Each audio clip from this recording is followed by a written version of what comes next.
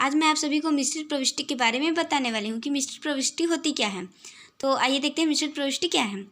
जब कभी एक ही तिथि पर एक ही प्रकृति के एक से अधिक सौदे संपन्न होते हैं तो उसकी एंट्री अलग अलग न करके साथ में की जाती है, मिश्रित प्रविष्टि कहलाता है।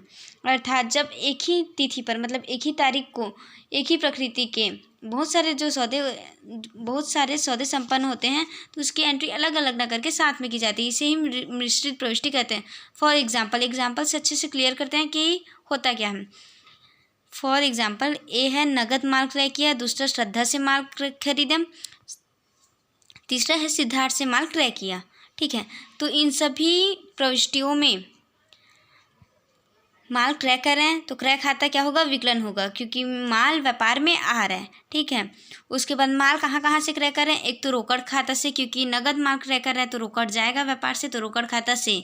दूसरे में होगा श्रद्धा से, क्योंकि न तो यहाँ पे नगद शब्द का उल्लेख है, और तीसरे में भी नाम से ही एंट्री होगी, क्योंकि यहाँ पे नगद शब्द का उल्लेख नहीं है और व्यक्ति के नाम का उल्लेख है, मतलब कि सौदा उधारी है, तो यहाँ पे एंट्री होगी क्रय खाता विकलन।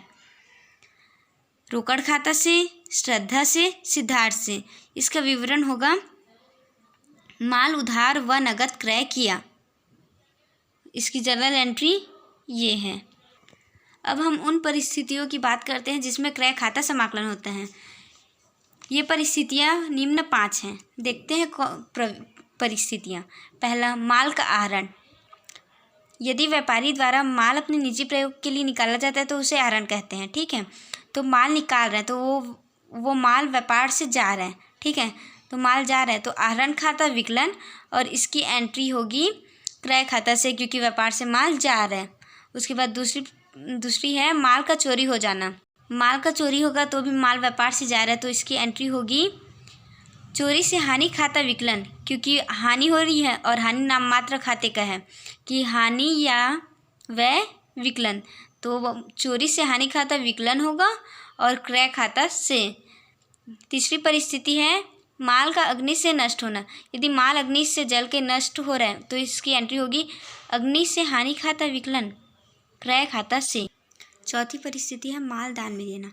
मतलब माल दान में देंगे तो दान खाता विकलन, क्योंकि ये व्यापार का व्यय है, तो दान खाता विकलन क्रय खाता से, क्योंकि माल व्यापार से जा रहा है।